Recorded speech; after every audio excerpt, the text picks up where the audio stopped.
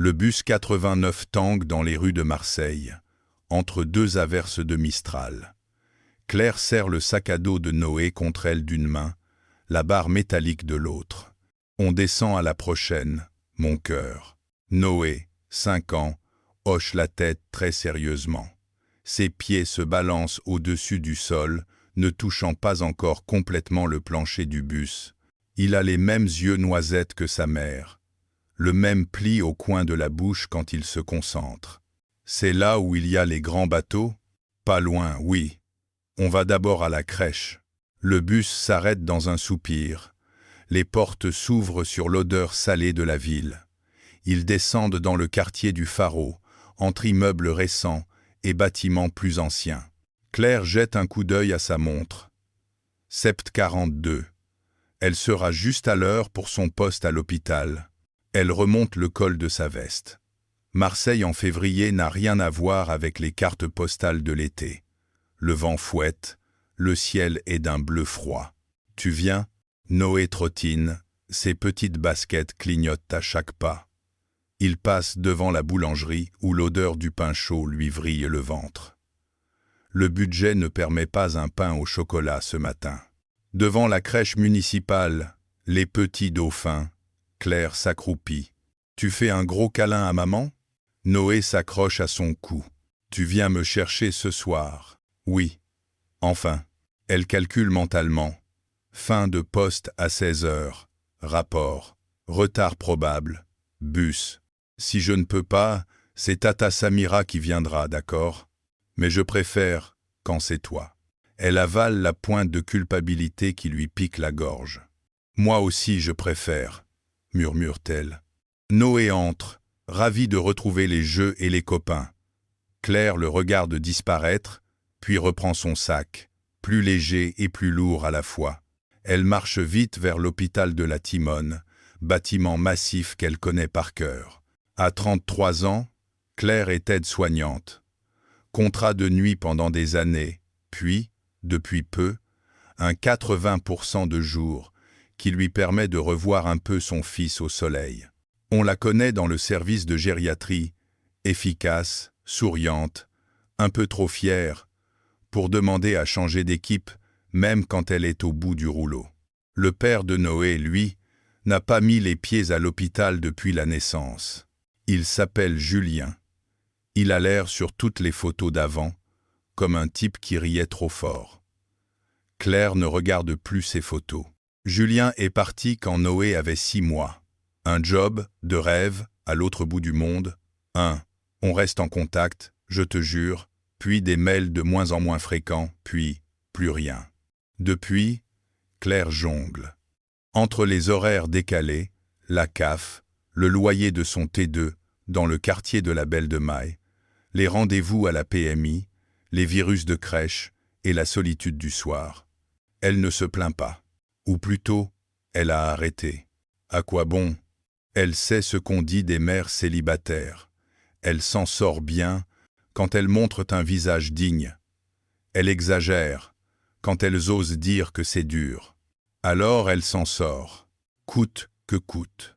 Pendant ce temps-là, à quelques kilomètres de là, au dernier étage d'un immeuble vitré donnant sur le Vieux-Port, un autre réveil sonne. Adrien Delaunay ouvre les yeux avant le son. L'habitude. Il voudrait se rendormir, juste 5 minutes. Mais son cerveau a déjà lancé la liste des choses à faire. Comité stratégique à 9h. Rendez-vous avec le directeur de l'hôpital à 11h. Call avec des investisseurs à 15h. À 42 ans, Adrien est PDG de Mediscan, une entreprise de technologie médicale qui déploie des outils d'imagerie à distance dans les hôpitaux. La start-up marseillaise qui révolutionne la télémédecine, titrait récemment un magazine. Il a ri en lisant ça.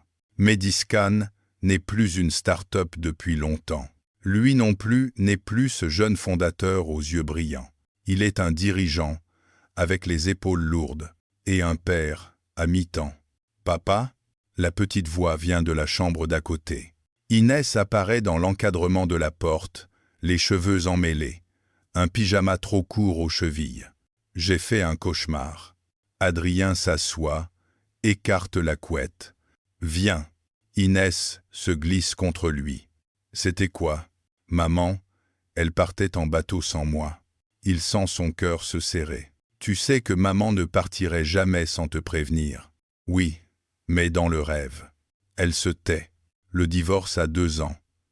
Paris-Marseille, un train sur 2 week-ends, des valises, des sacs à dos, des agendas partagés. Inès a appris vite ce que ça veut dire. Faire avec. Adrien, lui, apprend encore.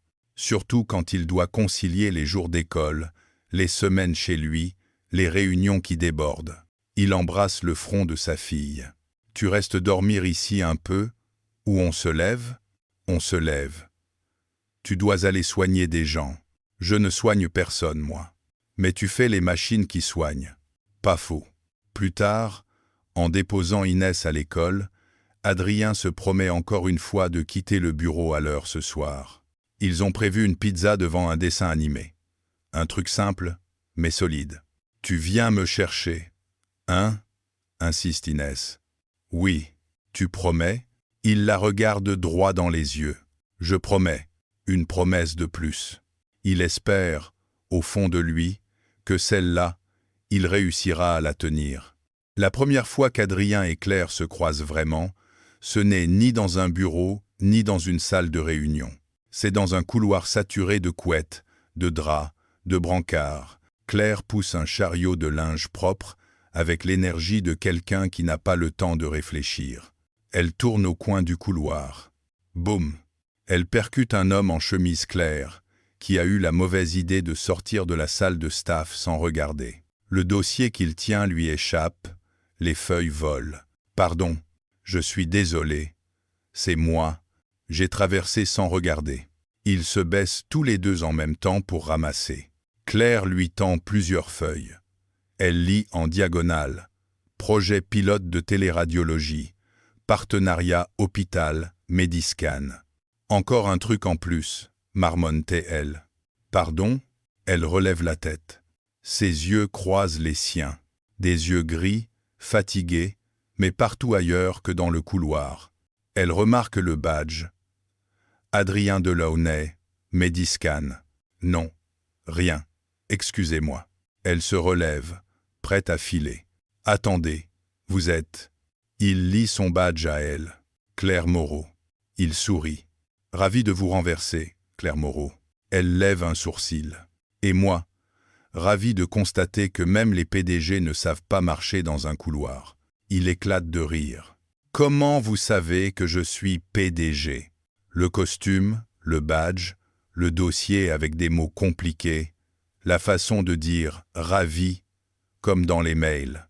Elle hausse les épaules. J'ai l'habitude. Elle pousse son chariot. Bonne journée, monsieur Médiscan. Adrien, corrige-t. Elle fait un signe de la main sans se retourner. Le lendemain, ils se croisent à nouveau, cette fois dans la salle de pause, devant la machine à café. Claire attend que le gobelet en plastique se remplisse d'un liquide noir aux airs de punition. « Je peux ?» demande une voix derrière elle. Elle se pousse légèrement. « Adrien, vous vous êtes perdu encore. »« Non, je commence à connaître le chemin du mauvais café. » Elle sourit malgré elle. « Vous n'êtes pas obligé de le boire, vous savez. Vous avez sûrement du vrai café dans vos bureaux. »« Oui, mais je viens ici pour entendre ce que tout le monde dit vraiment du projet, » répond-il. Elle le regarde, sceptique. « Et vous l'entendez ? » ?»« Pas vraiment.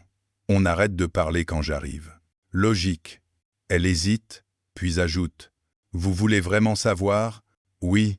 Le projet, c'est peu, être bien sur le papier. D'ailleurs, on n'a pas le temps de lire le papier. »« D'accord. On court déjà partout. On se méfie de tout ce qui rajoute des écrans entre nous et les patients. » Elle boit une gorgée de café, grimace.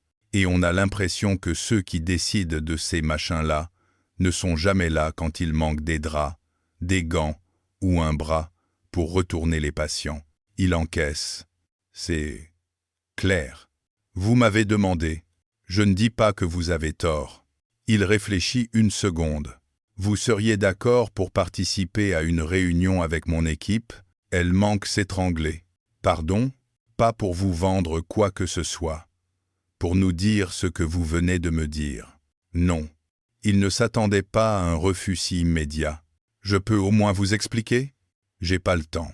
Elle jette son gobelet, le regarde droit dans les yeux. Et je ne suis pas un cas social à mettre dans un PowerPoint pour prouver que vous écoutez le terrain. Son ton est tranchant. Adrien se recule légèrement. Je ne vous y mettrai pas, promet-il. Vous pardonnerez si j'ai un peu de mal à croire les promesses des gens en costume. Elle attrape son chariot. Bonne journée, monsieur Delaunay. Dans son dos, il soupire. Il a l'habitude des résistances, des réticences. Mais celle-là, il ne sait pas pourquoi, le touche plus que les autres. Quelques jours plus tard, c'est Inès qui change le décor. « Papa, il y a un carnaval à l'école, tu viens ?» Adrien fixe le papier froissé qu'elle lui tend. Carnaval de l'école, défilé des enfants à 15 heures. « C'est en plein milieu de mon call avec les Américains, » murmure-t-il. « Tu ne peux pas déplacer les Américains ?» Il sourit. « Je vais essayer. » Le vendredi suivant, il arrive essoufflé dans la cour de l'école du quartier. Inès, en pirate, le repère aussitôt. « Tu es là. » Promesse tenue. Il la prend en photo, applaudit avec les autres parents. À côté de lui, une petite voix s'exclame. « Moi, je suis en super-héros. Tu as vu ?» Un petit garçon en cape verte, masque de travers, le regarde avec fierté. « Tu es très impressionnant, » répond Adrien. « Je suis Noé. »« Moi, c'est Adrien. C'est pas ton papa. » Souffle une petite fille déguisée en papillon en tirant Noé par la manche. « Je sais. C'est un papa d'une autre. » Adrien rit. « Et ta maman, elle est où ?» Noé fait un geste vague. « Elle travaille. Mais ma tata Samira, elle doit venir. » Adrien hoche la tête.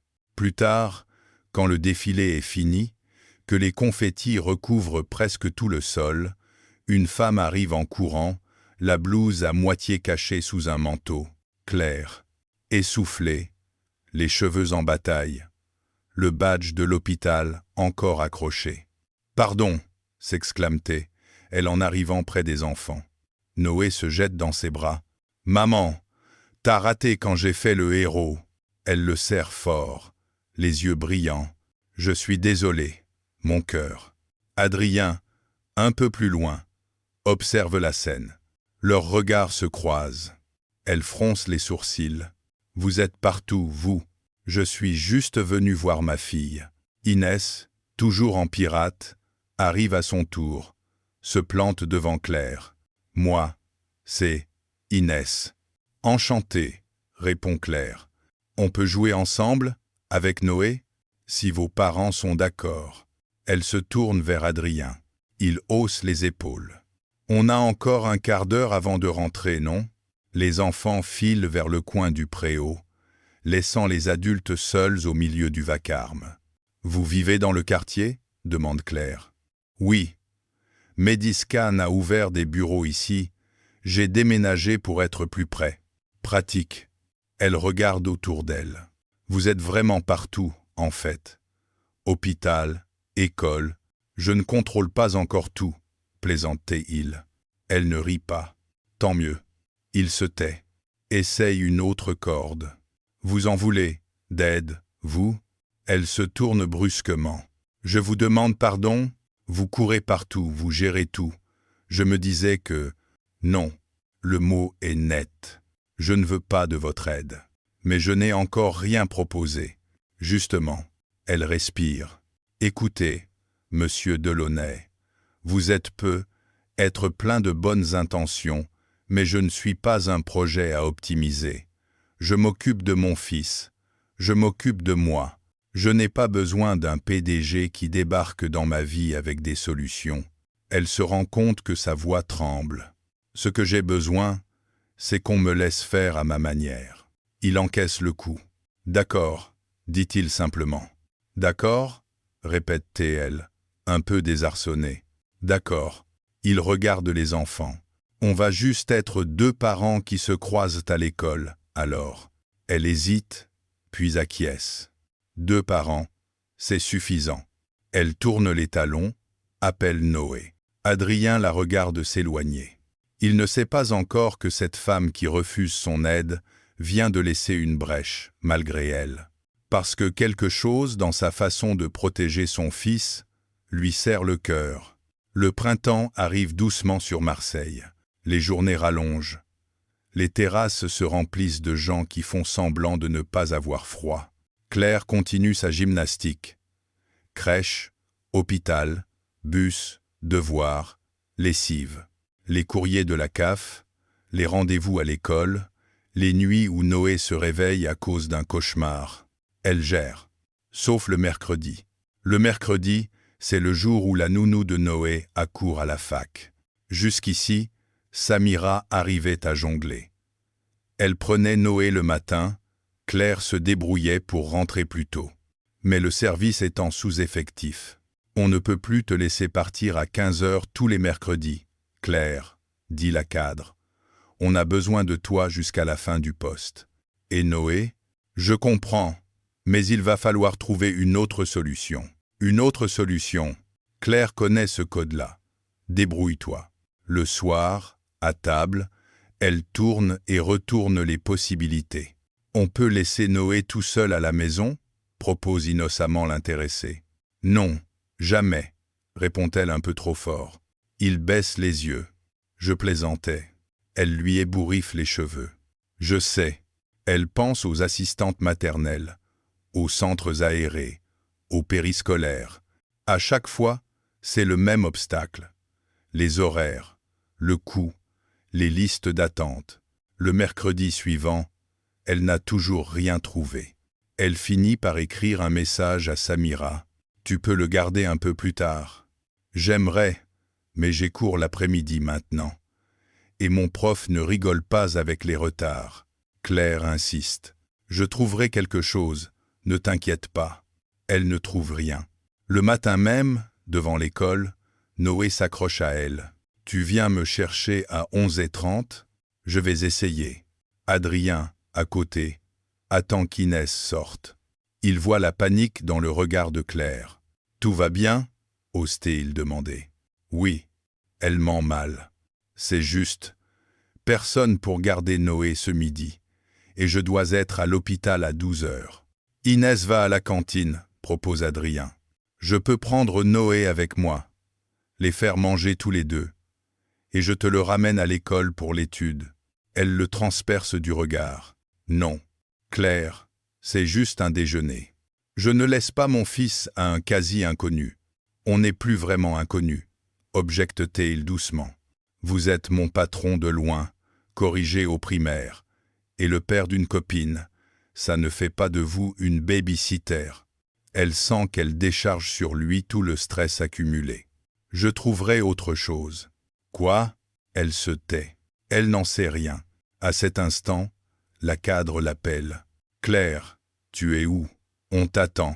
Elle regarde Noé, regarde Adrien, regarde sa montre. Elle a le choix entre être en retard à l'hôpital, risquer une sanction, ou laisser son fils sortir à 11h30 sans solution. La panique monte.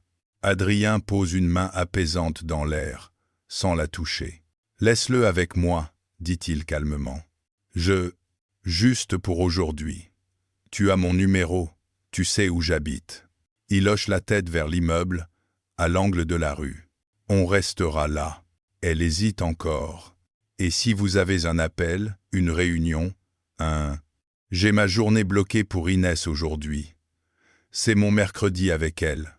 Noé tire sur sa manche. « Maman, s'il te plaît, je veux aller jouer chez Inès. » Elle ferme les yeux une seconde. « D'accord, le mot lui coûte. Mais si jamais je découvre que vous l'avez emmené signer un contrat ou regarder des IRM, je vous tue. » Il éclate de rire. « Deal. Et vous m'appelez s'il y a le moindre problème. » Promis. Elle repart en courant, le cœur serré. Toute la matinée, entre deux patients, elle pense à Noé. À 12h30, elle reçoit un message. « Adrien, Noé va bien. Ils ont construit un château de coussins. Il a mangé 2 parts de pizza. Une photo suit. Noé, hilar, assise au milieu de coussins, les mains recouvertes de sauce tomate. Inès à côté, tout aussi ravie. Claire sent quelque chose se détendre en elle.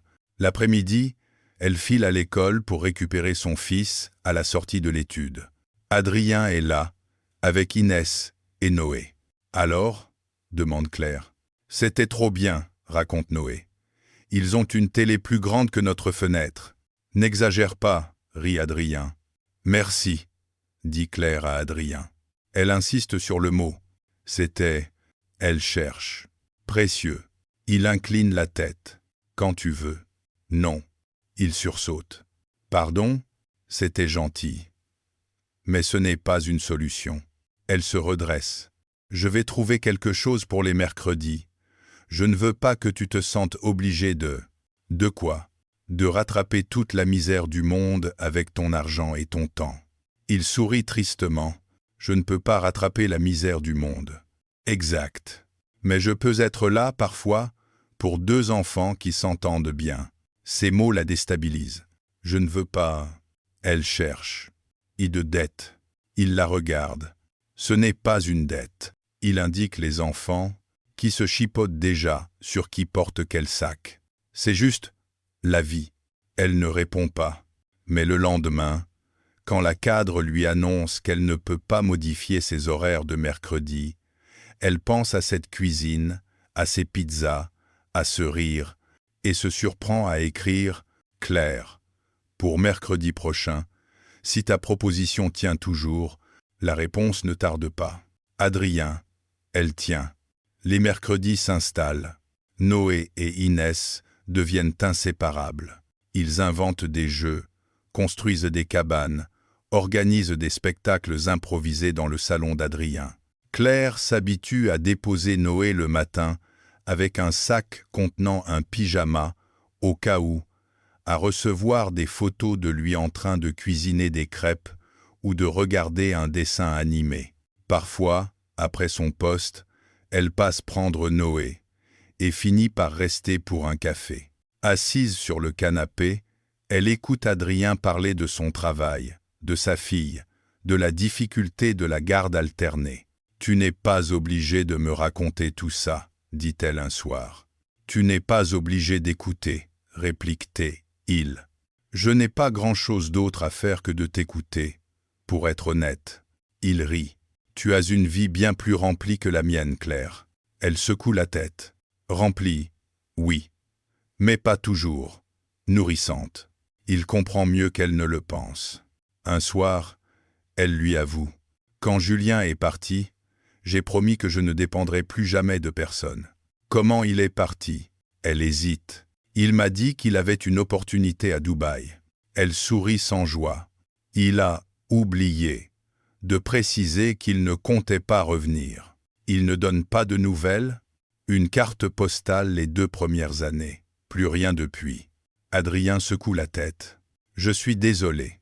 Tu n'y es pour rien. » Elle soupire. « Le problème, c'est que cette promesse que j'ai faite ce jour-là, elle m'empêche parfois d'accepter quand quelqu'un est simplement gentil. » Il ne répond pas tout de suite. « Je ne veux pas être ton sauveur, » dit-il enfin. « Tant mieux. J'aimerais bien être... » Il s'interrompt. « Quoi ?» Il hausse les épaules, un peu gêné. « Un voisin utile. » Elle éclate de rire. « On va commencer par ça. » Elle ne le sait pas encore, mais quelque chose en elle a légèrement pivoté. Elle ne refuse plus totalement sa présence. Son aide, elle la discute encore, mais son cœur, lui, commence à se souvenir de ce que c'est, d'avoir un allié. L'été arrive avec sa lumière écrasante. Marseille scintille. Les touristes envahissent les terrasses, les plages débordent. À l'hôpital, c'est l'enfer. Pas assez de personnel, de lits, de climatisation. Claire rentre épuisée chaque soir. Un samedi, alors qu'elle étend le linge sur le balcon, Noé la rejoint, un dessin à la main. « C'est qui, ça ?» demande-t-elle. Il y a 2 grandes personnes, 2 enfants, et une maison avec un grand soleil au-dessus. C'est nous, répond-il. Il montre, toi, moi, Inès, Adrien. Elle manque lâcher la pince à linge. Tu mets Adrien sur tes dessins, maintenant. Ben oui, c'est un peu comme...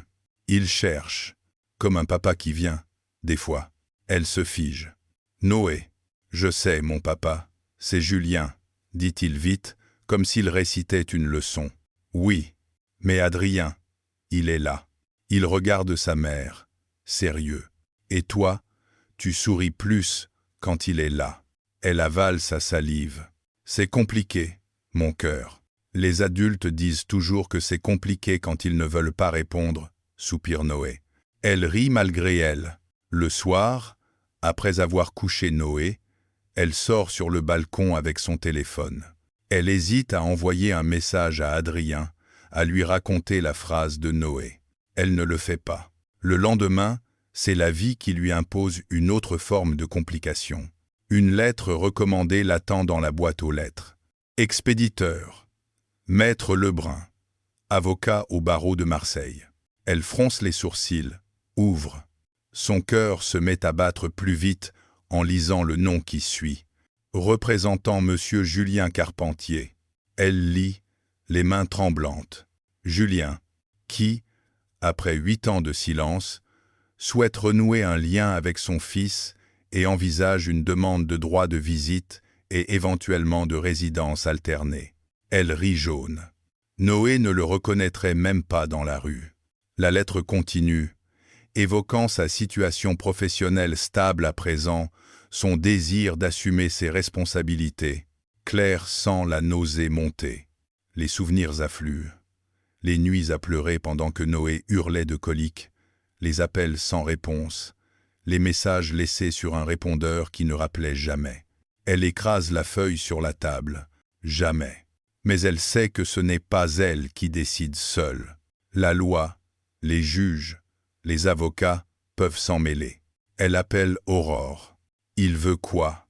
demande son ami après avoir tout écouté. « Revenir, comme une fleur, comme un lâche. Oui, tu vas faire quoi ?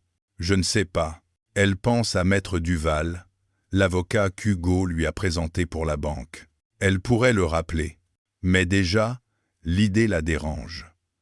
Se retrouver encore à devoir la paix de son foyer à un homme qui n'est pas le père de son fils, qui n'est pas son homme. Si tant est qu'elle accepte un jour de lui donner ce titre, le soir, elle sonne chez Adrien. Inès et Noé jouent au Uno dans le salon. « Je peux te parler ?»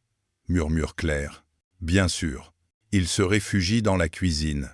Elle lui tend la lettre. Il la lit, la mâchoire qui se crispe peu à peu. Il a du culot. « Oui. Tu veux voir un avocat ? Oui.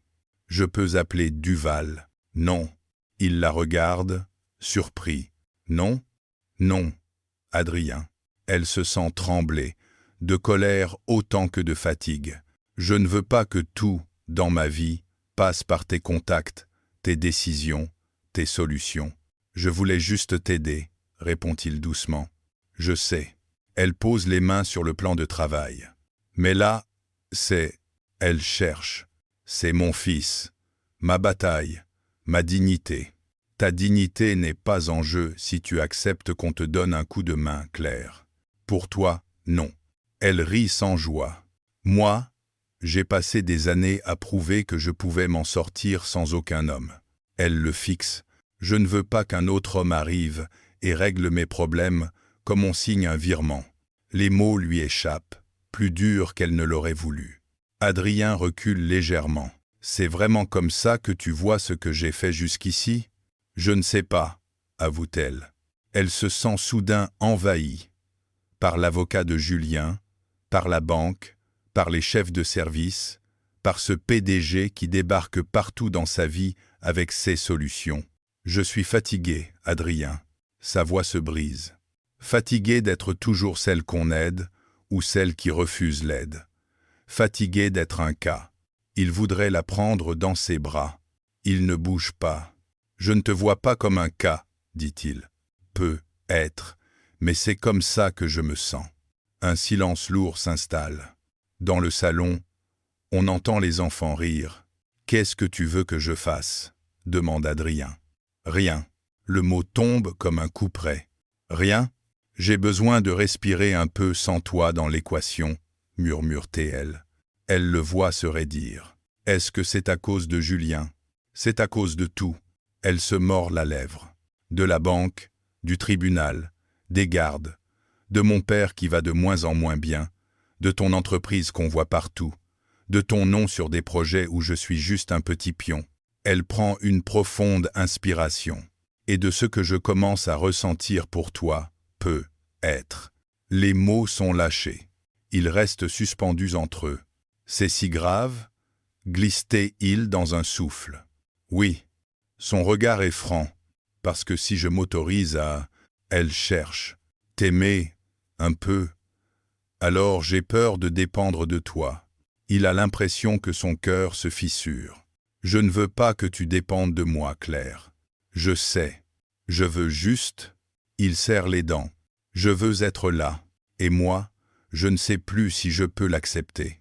Elle recule d'un pas. Pour l'instant, j'ai besoin de faire face à Julien sans toi. Il hoche la tête, les épaules raides. Très bien. Il tente de garder sa voix calme. Pour les mercredis, tu préfères que je vais trouver autre chose. Sa gorge se serre en prononçant cette phrase. Noé va protester. Inès aussi. Mais elle ne voit pas d'autre solution, ce soir-là, que de couper net. Merci pour tout ce que tu as fait, ajoute-t-elle. Le ton est froid, officiel. Il esquisse un sourire triste. De rien. Elle sort de la cuisine, appelle Noé. On y va. Déjà ? Proteste-t-il. Oui. Il regarde Adrien, perdu. On fait quelque chose de mal ? Non, mon grand, répond Adrien. Il se force à sourire. On se reverra à l'école, d'accord ? Noé acquiesce, peu convaincu. La porte se referme. Adrien reste seul dans sa cuisine, avec 2 tasses de café et une lettre d'avocat sur la table. Il sent une colère sourde monter. Pas contre Claire, contre Julien, contre lui-même, contre ce système où il a l'impression d'être toujours soit le sauveur, soit le problème. Il passe une mauvaise nuit. Le lendemain, au bureau, Camille remarque aussitôt son air fermé. « Mauvaise nouvelle ? » ?»« La vie, » répond-il. Il se jette dans le travail. Réunion, décision, dossier. Mais au fond de lui, une phrase tourne en boucle. « J'ai besoin de respirer un peu sans toi dans l'équation. » Il se demande comment on fait pour être là sans prendre toute la place. Les semaines suivantes sont étranges. Claire et Adrien se croisent à l'école. Ils se disent bonjour, c'est tout. Plus de café, plus de mercredis partagés, plus de photos de Noé couverts de farine. Les enfants, eux, ne comprennent pas. « Pourquoi je ne vais plus chez Adrien le mercredi ?» demande Noé. « Il a beaucoup de travail », répond Claire, évasive. « Moi aussi, j'ai beaucoup de travail avec l'école », rétorque Noé. Elle détourne le regard. Inès pose la même question à son père. « Tu t'es disputé avec Claire ?»« On a eu une différence de point de vue », répond Adrien. « C'est ça, une dispute », corrige la petite. Il sourit tristement. Peut être. Noé et Inès trouvent une solution comme ils peuvent. Ils jouent plus longtemps dans la cour. Ils s'échangent des dessins. Ils se donnent rendez-vous à la bibliothèque municipale le samedi après-midi. C'est là, entre les rayons première lecture et BD, que Claire et Adrien se recroisent vraiment un jour de pluie. Noé et Inès sont par terre, penchés sur un livre. Claire arrive de la section roman, avec un ouvrage sous le bras. Adrien, lui, sort du coin café. Ils se retrouvent presque nez à nez. « Salut !» dit-il. « Salut !» répond-elle. Un silence. Ils se sont donné rendez-vous, avoue-t-il. Je sais. Elle montre son téléphone. J'ai trouvé ce message de Noé. On va à la biblio. Tu viens ? Signé. Inès. Dicté. Il rit. Ils sont décidés. Ils ne méritent pas qu'on les punisse pour nos histoires. Non. Un autre silence, moins lourd que les précédents. Comment ça se passe avec Julien? Demande Adrien prudemment. Claire soupire. Il a fait machine arrière sur la résidence alternée. Il parle maintenant de visite progressive. Et toi? Je négocie. Elle relève la tête. Et j'ai fini par appeler Duval. Sans passer par moi? Oui. Il sourit légèrement. Bravo. Elle hoche la tête. Je me suis dit que je pouvais utiliser ton réseau sans te laisser tout contrôler. Je n'ai jamais voulu tout contrôler. Je sais. Elle se tait un moment. Je suis désolé pour ce que je t'ai dit. Il la regarde. Quel bout? Celui où je t'ai réduit à un portefeuille et à une machine à régler des problèmes. Un sourire triste lui échappe. C'est un peu mon job, parfois. Ce n'est pas que ça, dit-elle doucement. Elle respire. C'est juste que, quand tu as toujours tout porté seul, accepter d'être porté un peu, ça donne le vertige. Je comprends. Non. Elle le fixe. Tu crois comprendre parce que tu as l'habitude d'aider, de faire, de donner. Mais ce n'est pas la même chose que d'être celle qui, un jour, n'a plus le choix que de dire « oui ». Il laisse la phrase se déposer. « Tu as raison », concède-t-il. « Je crois que je t'ai mis là où j'aurais dû mettre Julien », continue-t-elle. « C'est-à-dire, c'est à lui que j'aurais aimé dire tout ce que j'ai déversé sur toi. » Elle rit sans humour. « Tu as disparu, tu reviens quand ça t'arrange. Tu veux tout régler avec de l'argent et des promesses. C'est injuste pour moi, constate Adrien. Oui, elle le regarde droit dans les yeux. C'est pour ça que je te présente mes excuses. Il reste un moment silencieux, puis hoche la tête. Excuses acceptées. Il reste là, au milieu des étagères. Et toi? Demande-t-elle. Elle. Moi? Tu ne veux pas me dire un truc, aussi? Il sourit. Tu veux un mea culpa complet? Juste la vérité. Il repense à ses mercredis, à ses cafés, à cette cuisine où il se sentait un peu moins seul. J'ai eu tort de vouloir tout de suite trouver des solutions, avoue-t-il. Elle penche la tête. C'est ton instinct. Oui, mais ce n'est pas toujours ce dont tu as besoin. Il se tourne vers elle. Tu avais besoin que quelqu'un écoute, pas que quelqu'un signe des chèques. Merci de l'avoir compris. J'essaie. Un sourire timide s'installe sur leurs lèvres. Les enfants arrivent en courant. On peut aller au parc après? Demande Noé. Il pleut, répond Claire. On peut mettre des bottes, insiste Inès. Adrien regarde Claire. On pourrait aller chez moi tous ensemble, propose-t-il. Elle hésite. Les yeux des enfants se mettent à briller. On fera gaffe à ne pas salir, promet Noé. On fera un gâteau, surenchérit Inès. Claire soupire. D'accord. Le mot est moins douloureux que la première fois. Le retour chez Adrien a un goût de déjà-vu et de nouveauté. La table de la cuisine se couvre de farine. Tu mets trop de sucre, avertit Claire. On n'a jamais trop de sucre, rétorque Adrien. Parole de diabétologue, je suppose. Parole de père qui essaye d'acheter la paix sociale par le gâteau, corrige-t-il. Il rit. Les enfants mélangent, goûtent, en mettent partout. Une tache de farine apparaît sur la joue de Claire.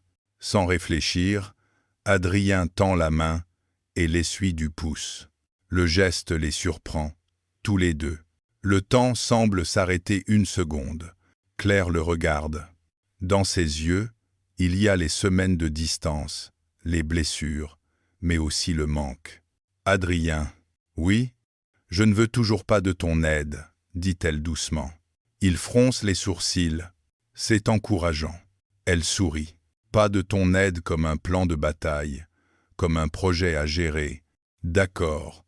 Mais elle prend une respiration profonde. Je crois que je ne refuse plus ton cœur. Les mots sont simples. Pour lui, ils ont l'effet d'une vague chaude. Tu es sûr? Murmure-t-il. Non. Elle rit, un peu nerveuse. Je ne suis sûre de rien. Sauf d'une chose. Elle montre Noé et Inès en train de lécher le bol. Quand tu es là, on est mieux. Il se tourne vers les enfants. C'est pareil pour nous, hein? Tu fais des blagues nulles, mais on t'aime bien, confirme Inès. Et tu sais couper la pizza en parts égales, ajoute Noé, visiblement très important. Ils éclatent de rire. Le gâteau enfourne. Les enfants s'installent devant un dessin animé. Sur le canapé, Claire et Adrien restent côte à côte. « Je ne peux pas te promettre des choses faciles, dit-elle. Moi non plus. Il y aura Julien, les audiences, l'hôpital, ta boîte, les gardes d'Inès, les nuits blanches, les virus de crèche, la CAF, les board meetings, énumère T-il.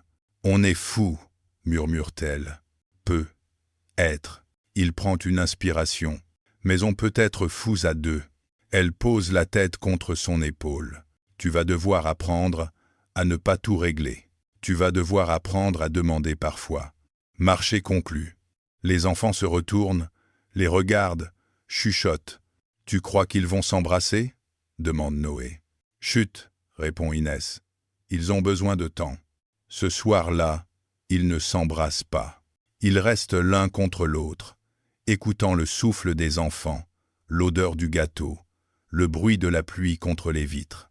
Ce n'est que quelques semaines plus tard, après une audience où le juge confirme que Julien n'aura que des droits de visite encadrés pendant un long moment, qu'Adrien trouve Claire sur le banc devant le tribunal. Elle a les épaules qui tremblent, mais ce sont des larmes de soulagement. C'est presque fini, souffle-t-elle. Tu as été incroyable. On a été incroyable, corrige-t-elle. Non, il s'assoit. C'était toi, là, dedans.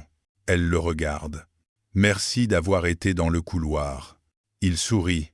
C'était difficile pour moi de ne pas te proposer de plan en 3 étapes. Tu progresses. Elle pose sa main sur la sienne. Adrien, oui? Tu peux m'aider avec un truc quand même? Bien sûr. Fais-moi un câlin. Il rit. Je vois que tu réserves ma contribution aux domaines les plus techniques. Il la prend dans ses bras. Cette fois, ils s'embrassent. Pas un baiser de cinéma, avec violon et coucher de soleil. Un baiser un peu maladroit, un peu salé de larmes, mais vrai. Plus tard, à la sortie de l'école, Noé montre un dessin à Inès. Regarde, on voit 4 personnages devant une maison. C'est qui? Moi, ma maman, toi, ton papa. Au-dessus, il a écrit en lettres un peu bancales. Notre famille. Inès sourit. Tu crois qu'ils sont au courant? On va leur dire, répond Noé très sérieusement. Ce soir-là, autour d'une table un peu trop petite pour 4 mais qui tient bon, Claire lève son verre de jus d'orange.